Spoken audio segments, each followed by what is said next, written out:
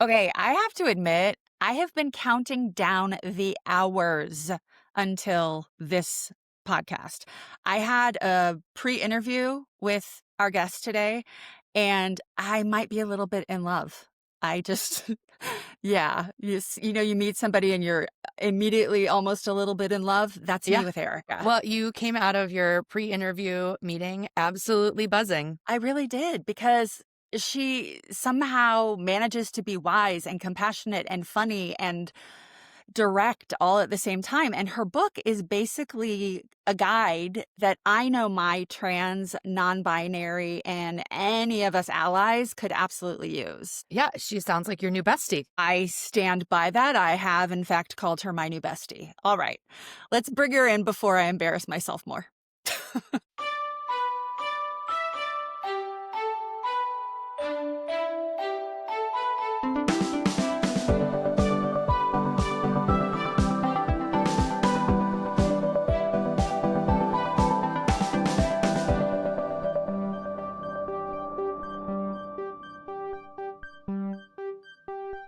Erica Vogel is here with us today. She's a trans advocate, a tech leader, and the author of Advice from Your Trans Auntie, which is exactly as helpful, warm, and empowering as it sounds. Her book answers real questions from people navigating gender identity and transition, and it also serves as a guide for allies, families, workplaces, honestly, everyone. So Welcome. excited you're here. Where are you? Hi, Where are everybody. you?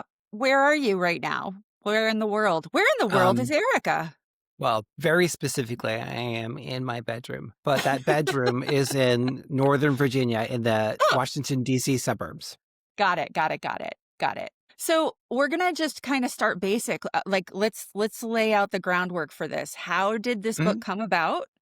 When did you realize I need to write this book? Was there a moment, or was it a slow roll? Tell us all about it. Yeah, so, it's a little bit of a story. I'll do my Of best to kind course. of keep it No, short. give us the story. Yeah, so, I come from a family of educators. Mhm. My grandfather was a university professor, as was my uncle, my mom's brother. It's all on my mom's side. My dad's side is not educators. And, they both wrote textbooks and various books for their PhDs, Mhm. and you guys are roughly in my age range. There's a chance you used my grandfather's textbook in your college English class, Oh, right? wow. Yeah. So, but my mom, who he wanted to become an English professor, like she was the person grading his papers while he was in high school. So, Wow. right, she was that good with grammar and such. And I was sort of raised on that idea as well. But she wanted to be a nurse, like her mom. Her mom Mhm. had been a nurse in World War II, served in the army for that, but passed when my mom was 13. So she really wanted to kind of follow in my mom's legacy. So that said, my mother wrote poetry, right? Now Mm. she never published poetry, and I have some of her poetry, which is really hard for me to read, not because of what you might expect, but because her handwriting is very pretty and also very loopy Yep. and not well-formed letters. So I'm like, Yes. what is that word? So I have not been able to adequately translate her writing to publish for her, since she passed a couple years ago. Yeah. So I've always had it in my head that like, oh, like one of the things our family does is write books, but I never really felt like I had a story to tell. Mm. So, my degree was in, illustration and marketing. So, further away from the education point of Yeah. view of my grandfather, much to his disappointment as well. Um, but that's life. And I spent a lot of time writing in advertising and working in technology. It's really a big part of my day, even though it's not necessarily articles. There's a lot of writing that goes on in the process of developing a product, right? Mm. And I always thought, well, maybe I'm just supposed to, this sort of urge to write a book is being satisfied by work, not in a way that I really thought was awesome, but like I Mhm. was using that skill. Yeah, yeah. And but I always felt like there was a story I needed to tell, but I couldn't figure out what that story was. Mhm. And so about a year or two after coming out as trans and starting my transition, a close friend of mine who had sort of met in the process, her name is Shika. We were both working at the same company at the time, and she had left to take like a year-long sabbatical to travel to spend time with her family in India and all of that. And she had seen me do a bunch of talks, and I was I remember we had lunch one day at I think a Mexican place. I remember eating nachos, right? Nachos and a cerveza. And I was like, Shika, I'm really struggling with this idea of writing something, but I don't know what to write. And she's like, Erica, you the thing that I see you excel at is giving people advice. Mm. As long as I've known you, you give people advice in their life, in their job, or about being trans or being an ally of someone trans. You should just write about the thing that you do really well. And I was like, oh, okay, sure, that makes sense. And so we were sort of spitballing in that conversation, and I think she actually came up with the titles like you're my trans auntie, so it'd be like advice from your trans auntie. So that's where the Ah. idea comes from. Did I love something did it go da It like did. I was like, angels? oh damn, Ah. yes, that's amazing. I love those Um, incredible conversations where you come out of them like inspired and with direction yeah, and, Yeah. big dreams. yeah. It was Yeah. amazing because I was like, this really scratches that itch to write. I do get asked a lot of. I'm the type of person that people trust with their. I know so many little secret things about people that they just feel like, hey, that's the person I can tell this thing to. Mhm. And as you go through the book, you find out a little bit more about my life. Mhm. And I've been through a lot, so I have a pretty good perspective on how to move from one place to the other. Like Mm. and in the book, the purpose isn't to say you need to do this thing. It's more like, well, here's the direction you could think about going in. Mhm. Right. So, her suggestion really kind of fit in with what I was all about. So I went home and I kind of noodled on it for a day or two. And then I talked to my wife and she's like, yeah, no shit. Sorry. Um, No, please. Are you okay. kidding Okay. me? She was like, no shit, Sherlock, write that book. And so I sat down and I think within like a week and a half, I had a rough outline. And that was October of 2023. And I turned it in to my publisher May of 2024. That's Wow. incredible. That Yeah. is incredible. It took me twice as long to write the first half as it did to write the second half. That's Well, amazing, obviously, though. empowering trans and binary folks is really important to you, but why Yeah. is personal agency such a core theme for you? Yeah. I think because I have really come through a lot of things in life, and I've Mm. always been a person that's like, my point of view really tries to move me beyond like this thing happened to me and I just got to live with it to, okay, no, I don't have to live with that. What can I do? Mhm. Like I was part of that situation, whether it happened to me or I caused it to happen. What can I change to improve the path that I'm on? And I've always and I'm the type of person that can literally get through anything, right? I have a whole method that I follow. But like my parents divorced when I was 3, because my dad came out of the closet. We moved several times. There was family drama on both sides of the Mm. family. I, struggled with learning in high school, finally figured out in college. My mom married and divorced 5 times, right? So I had multiple Wow. stepfathers. Was an athlete, so navigating the world of athletics as well, and an artist. When you're an artist, you have to let people judge your stuff, right? Right. Hmm. Um, and then as a young adult out in the world, I had no financial education because that wasn't my mom's bag at all. So like just stuff like with that, I've been through so much in my career. I think I've been laid off 4 times working in Oof. tech. So like Wow. I just have this history of like, well, Yeah. something has happened again. What are we going to do? I am not a sit and wallow person. Okay. So personal agency is very important to me because it has literally saved my ass probably 30 times. Wow. I love this idea of having that you have a framework of how to get through things. Mhm. Do you that I Tell mean, us more. yeah, Yes. Yeah. yeah. Because Well, I feel like it could be anything from like Kimmy Schmidt's, well, you can get through anything in Right. 10 seconds. You just keep cranking for 10 seconds and then another 10 seconds and then another Kimmy 10. Schmidt was not wrong. She was not Right. wrong. She was the And I cutest. loved that show. So glad you guys mentioned that. I think the framework for me starts in a few crucial areas. And I think the Kimmy Schmidt comment's a great segue, which is That's like the little this engine that could.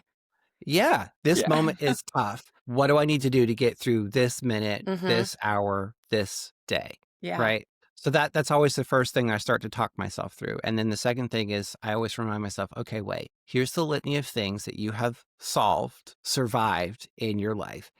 is this as bad as any of those? Yes? Mm, Okay. Well, we know how to do that. No? Maybe step back and get some perspective. yeah. Right. And so very quickly, I try to get it. I don't squash how I feel. I actually try Sure. to be like, how am I feeling about this? Right. What's the deep, honest truth? Am I having some dread? Am I having some fear? Um, am I really angry? Why is that? And what do I need to hear myself say to Mm, myself? Right. mhm. But also my perspective is like judgment can't be a part of that. Right. Right. Life happens. Most of the time, the stuff that happens to us is quite random, honestly. Yes. Yes. Sometimes it's because we have a shady person around us, and sometimes because we screw up. Right. Yeah. Mm. Yeah. And so, getting ahead of that self-judgment piece is part of Mhm. sort of like step 2 for me after like, oh, wow, something's going on and I'm having a lot of feelings about it and I feel like the world's going to end. Right. So that getting through that judgment piece is next because like, well, I'm not perfect. I make mistakes or that person cut me off or look, my company has not managed itself well and I've been laid off again. And while that Yeah. sucks for me, that's not my fault. Yeah. I can't change that, right? So, and then sort of the step 3 of the framework that comes right after number 2 is it has already happened and I cannot change it, right? And if I accept that I cannot change it, what I can do is change my behavior. I can't wish it away. Do I need to look for a company that's more stable? Mhm. Do I need to take a look at this person in my circle and ask myself, do they need to be in my circle if they're causing me this harm? Right. If I have messed up with someone, the question always becomes, what do I need to do to resolve Mhm. that situation? I'm the Yeah. type of person that doesn't live with regret. Most people can misconstrue what I mean by that. What I mean is that if I am what I call looping on something, if I've thought about it more than twice, Yep. I know I need to go and deal with that thing. Yep. So either I need to either go talk to that person and find a way to put it to bed for me, or I need to let it go. Okay, you might be Right. the most emotionally healthy person I've ever met. I've I heard that before. This is Erica, wild. I wanna add one little thing to your step 1 that I learned a long time ago that I absolutely love, have fallen in love with, and that is feelings aren't facts, right? Yeah. And that was such a big moment for me when I was like, "Oh my gosh, I'm so mad at my husband right now. I'm gonna divorce Mhm. him. I'm so mad. Like, this Yeah. cannot be fixed." And then I think it was my therapist. I called her and I'm like, I can't do it. Like this was 20 years ago. And she Yeah. said, feelings aren't facts. If this choice that you're telling me right now is right, it will also be right next week. Yeah. So Yes. take a minute, right? And I Yeah. was like, so I love that. I love your steps. I'm glad that you shared those with Yeah. us because I think those are super I think it's super smart and super helpful. And yeah, I really relate to a lot that you Yeah. said in there. Kristen is still married, so we Oh, can yes. close that loop. It was 25 Good years. job. Good job. So am 25 I. years. Let me say this though. It's not that I don't get mad. It's Sure. not that I don't get sad. It's not that Right. I don't get, upset about something that's happened. I make it my business to deal with that feeling and I give it space to be there without feeling like I think maybe the sort of secret sauce for me is going deep into that feeling does not threaten me, Oh, doesn't make right. me Right. feel unsafe. Yeah. So I'm like, okay, I can acknowledge that I'm really upset about this layoff that's happened. Like I got laid off twice in 2 years, 2 years ago. Hmm. And so the second time was like really rough. And I had to sit with that feeling for a couple of days. And I had to keep coaching myself like, it's okay to be uncomfortable. It's okay to be uncomfortable. You should grieve this. It's okay Yeah. to grieve this because you can't move on until you're done. I have learned that if I don't dive into how I'm feeling, I can't let it go and I can't move on. We can't have agency if we're hanging on to how we Yep. felt about the Yeah. thing instead of having moved through that feeling and find a way to put it to work. Do you find that gets easier as you get older? Because I do. I I find think so. yeah, and I think specifically there's a point of like, I can't be bothered with nonsense anymore. And I don't mean that in a dismissive way, just in a like, hey, it's not that I've been through worse. We'll deal with it. You know what Mhm. I mean? I want to get back to the book a little Yeah. bit and I want to ask you Yeah. about Sorry. questions. No, no, please. Mhm. We took you. I want to ask you about, I because make it you do easy. Me too. You do sort of a question, like it's questions that you answer Yeah. specifically in the Mhm. book. Did you see a theme or see surprising questions that people might want to ask, but Mhm. felt scared to ask? And was there a common theme in those? Was there one specific Mhm. question? Tell us a little bit about that. Yeah, so there are a few common questions I think most trans people get, right? And they Mhm. always the thing people want to know is like what's going on inside your pants, right? Right. Who Oh, cares? So yeah, right. Like, and the thing is, it's wild to me because like, I mean, I kind of know Ashley and Chris at this point, but I wouldn't come up and be like, "Hey, tell me what's in your pants." Right. Like, right. that's not It's acceptable in right. It's society, absolutely not. right? But that's what we get, right? And so there's some of that we deal with. Now, one things I always preface about me that might be different from other trans people, I take the role as an educator. I'm Mhm. a trans educator, so I'm okay with questions. That does not mean every trans person is. In fact, Right. most of us are not. We want to be left alone. We just kind of want to live our lives, right? But me, I see myself as an ambassador for the community because the reality is that more often than not, I am the first trans person the person in front of me is ever interacting with or asking questions. And Mhm. given that, I try to put my best foot forward without being a people pleaser, I Mm, guess I would say. So those questions can be all over the place. There's Yeah. that one that people are always dying to ask, and most people have the good sense not to vocalize that thought. Like, I know you're Mhm. thinking it, right? But it's not my business until you say it to me. Yeah. Right. So the most of the themes about my questions really fit into two categories. One is as a trans person, I've encountered this problem. Mhm. How do I have better conversations with my doctor? How do I search for a job as a person who's out as trans? What do I need to be worried about in the workplace? How do I come out to my friends and family? It's those sort of common fears Yeah. that impact anytime that you have to reveal something to people, whether it's because you're getting divorced or because you've lost your job or Right. something else that's happened in your life. The questions aren't really different than those sort of stressful moments that you feel like you have to talk about in front of people because they ask. It's just that they're specific to my community. The other topic, the other sort of theme is I'm not trans, but I either have a family member, a coworker, or a Mhm. desire to know more, and I'm curious, right?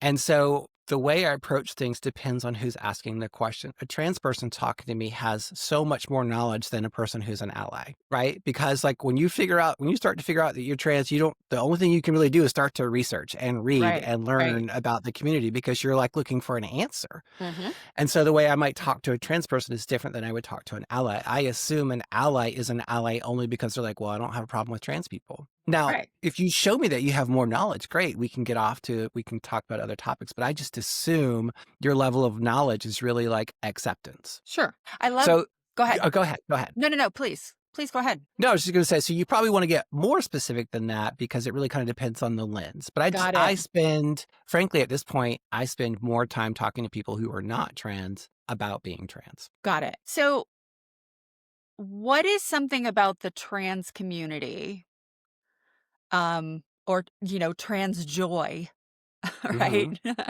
That rarely gets talked about, but that Oh, God. absolutely should be talked about? Well, I mean, number one, joy is important, right? When we Mhm. take a look at any marginalized community, whether it's women or Black and Brown and Indigenous people Uh-huh. or immigrants, or Mhm.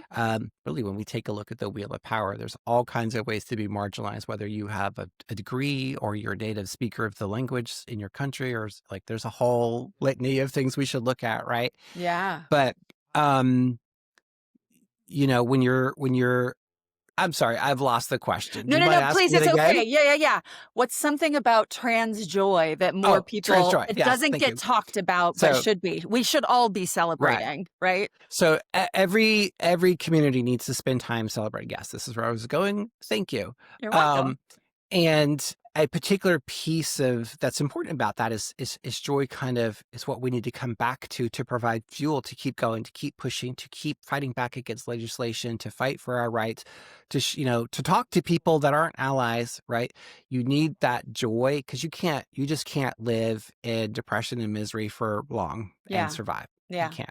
yeah, So I think a particular piece of joy for most trans people that maybe doesn't make its way into actually a lot of trans joy doesn't make its way into mainstream media. It could yeah. be everything from small of like these are my favorite glasses. Every Yeah. time I wear these glasses, they're iconic. They're in my book. And I've had them for 3 years, and I need to Yeah. change them because I have a new prescription. But like these sort of raspberry colored, vaguely cat eye shaped glasses just make me feel amazing every time I wear them. Yeah. Right. Yeah. Or like joy over getting to wear like my favorite green earrings today because they go with my green Yeah. scarf. Yeah. Having someone gender me correctly and just treat me like one of the gals can also be a source of joy. It could be because I get to wear my favorite outfit. It could be because my shoes are super cute. Yeah. It could be one of a million things. Um, and I think the cis community kind of doesn't pick up on how so many little things can feel affirming and joyful to trans people because, like, well, that wasn't our experience growing up, Mm. right? Mhm. For you, when you're like, okay, great, I did my hair, everything looks good, looks great. For me, that's like, oh my God, I feel amazing. I look great. I see myself in the mirror. Yeah. When for you, it's the person you've always seen, Well, right? So and I that know that's a very broad no, no, answer, no, no, but no. I trans think that's a joy isn't great specific to a answer. type of person. It I really think makes there's me real think. beauty Yeah, go too ahead. there's real beauty too in having inside match outside.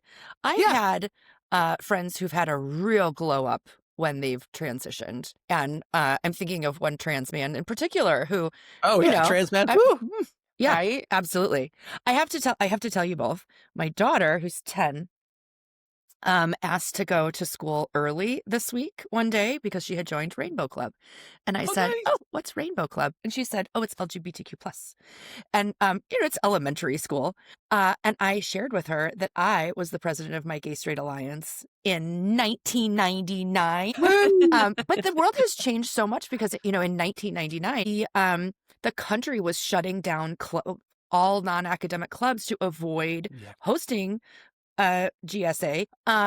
The president of the Gay Straight Alliance at my rival high school got death threats. Like, it was really, it Yeah. was a wild, and that Wow. was not that long ago. And I think we Right. It's really wild. forget how When historically how close we are to that yeah. time. Well, When and I I think about 1999 and those types of threats, it seems wild because we were still grappling with the AIDS crisis, but we'd had at that point at least admitted to, our lack of care as at a government Mhm. level, right? And Yeah. for that to still be going on is kind of wild. But like I think this is where you're going, Kristen. Like that battle is sort of shown up again today, and we're seeing some of the same language happen. And frankly, I think there was this period in 2015 when Obergefell, the case was won to legalize gay marriage, where I think collectively we're kind of like, yay, we did it, we arrived, we did the thing, and then we stopped working at it. yeah. Right. And I'm not going to take responsibility for what people on the other side have done since Yeah. then. Yeah. But have we worked as hard since then to ensure that who we are is considered part of a normal piece of society? Which, by the way, when you look at cultures across time over the world, Right. by and large, we've been considered a normal part of society. It is the sort of Western, Well, wait, very Christian society that we something have you here. said really stuck out to me in my own thinking. I had a trans cousin. They didn't Mhm. call it trans back then. This was in the Yeah. 70s. It was a crazy time. My family did not accept, but I did. And I'm not saying that to make me amazing. I'm saying that because it gave me this heart for the trans community that I've always had. But I think Mhm. we are sort of, as cis people, addicted to the drama, to the Of course. tragedy, right? We don't talk about trans joy because we talk about the trauma and the tragedy, right? Mhm. Like, how many movies are out there about trans joy, None. right? Very Let's few. let's do that, All right, right? listen, you two. We're going to go on a road trip. It's going to be Thelma and Louise, Yes. including the parts with really hot truck drivers, but not including the part where we drive off the edge at the end. No, I don't want to do that. That will be our Not doing movie. that. Yeah. I Yes, love it's it. great. I love it. So Yeah. go ahead. Go ahead. No, I was just Nope. going to say we need to bump up to this lighthearted section that we do because we also love joy in our podcast. Let's do it. I want off the top of your head answers on this. So we're going to just bust through a couple of questions. Okay. And you kind of spoke to this a little bit, but what's a tiny weird joy that makes you unreasonably happy? Like the sound of a pin clicking or perfectly crunchy toast. Oh, perfectly crunchy toast. It's a Well, it's good one. obviously It is. perfectly crunchy toast. I would say when my partner and I were sitting on the couch, snuggled up under the blanket because our house is cold because it's Yeah, of old, course. drafty. Yeah. And there's just a moment in a show we're watching where we both just sort of laugh, or we, kind of have that sort of endearing. My partner is my person. Yeah. Like 24/7, I could spend all my time with her. Yeah. So anytime where we have like that connection is my favorite piece of joy, period. Love it. But I would, so I'll give that as my answer. I love Just my that. time with my person. I I love love a it. good marriage. Also, I feel that way about my husband, who, Same. for the record, looks like a big gay bear.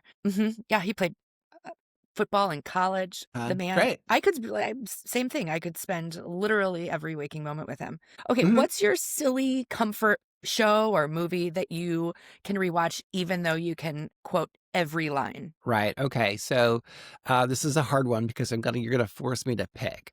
I want to state before I give my actual answer right up front, I'm very much a Star Wars nerd, but that's not going to be my answer, Okay. right? Just to level Sure. I think set. you won, Kristen, and lost me. Okay, go. Right. My favorite thing to watch that I just adore, and I've watched it through so many times, is Schitt's Creek. Oh, yeah, that is How great. could you Mhm. not? I hate to admit it, but mine is Friends. Friends is great. I can't stop watching it. I've watched it hundreds of times all the way through. All right. Hyperfixation. What are you unreasonably obsessed with right now? Unreasonably obsessed with right now, probably because it's, as far as I'm concerned, the holiday seasons, a peppermint mocha. Oh, I like Right. it. And I and like here's why. it. So I am allergic to cinnamon and nutmeg, so I'm not a fall drink kind of girly because I can't Mhm. have them. But as soon as peppermint mocha's Yeah. out, I am resisting the urge on the daily to go get one. Oh, You that's should get. I have hilarious. a bunch of sugar-free syrups. Those are like, I mean, Sure, it's just a yes. chemical. So But there's something about this time of year though, when it's cold, Yeah. because it's cold here at this point. So yeah, that's probably my most hyperfixation because I'm going to be honest, we're catapulting ourselves into the holidays this weekend. Sure. yes, We'll be absolutely. decorating. You Us better too. have a peppermint mocha. Yeah. Someone as like a favor. I had like met someone for mentoring or something, and afterwards they brought me a brand new pumpkin spice latte, and I was like, Uh-huh. "Is this because you believe white women drink pumpkin spice lattes?" And I was like a little put off by it, and I'm like, I'm not Yeah, not just the typically assumption, basic. please. I'm actually like very extra. That Good, thing we was love delicious. extra. It was so good. I was like, oh man, no wonder we Listen. drink these all the time. I Yeah. want to like a peppermint mocha. I mean, a pumpkin spice latte. I want to like pumpkin pie. I want to like apple pie, but like my face will fall off if I eat Yeah, cinnamon. So I Well, cinnamon, not cannot. good. Mm-mm. Yeah. Erica, tell us where we can find you, what you're doing next. Where can people find Yeah. your book? You can find my book everywhere that you buy books online. So Amazon, Barnes and Nobles, bookshop.org, all of that. I Yep. also on my website, ericavogel.com. Advice for What your I'm trans auntie. Just meant to Yes. shout it out again. Yes, advice from your trans auntie. That's me. I am currently doing research for my second book, not a book of advice. Really, great. I really look at considering what's happened in the recent, with this recent admin. We're looking at 10 years to get back to the rights that we had just a year ago. And by the way, that was job incomplete. So this book is really going to be a perspective on how do we get back to where we were and go forward. What worked, what didn't work. So it's really going to be like a look at not just for trans people, but the entire queer community. Like, what do we need to rethink? So to be taking a look at our political activation, our economics, our community, and how we communicate. That's so Perfect. needed. Also, I am because I went to school for illustration. I do have a brand new editorial comic. So Ungovernable. Oh, wow. Ungovernable. I love it. Ungovernable. I'm not Yeah. a comic person, but my husband is, so I'll tell him about it. Erica, thank you so much for being here. This was Thank you. wonderful. Well, thank you for Yeah. having me. It's so great to be on. Yes, and everyone go check out Advice for Your Trans Auntie. It's compassionate, it's practical, and honestly, it's just a beautiful read. And if you're new around here, we're Authors Aloud, brought to you by My Audio Rocks. We get to hang out with brilliant authors like Erica and talk about books, creativity, and whatever rabbit hole we wander into. We'll see you next time. Bye. Bye, friends.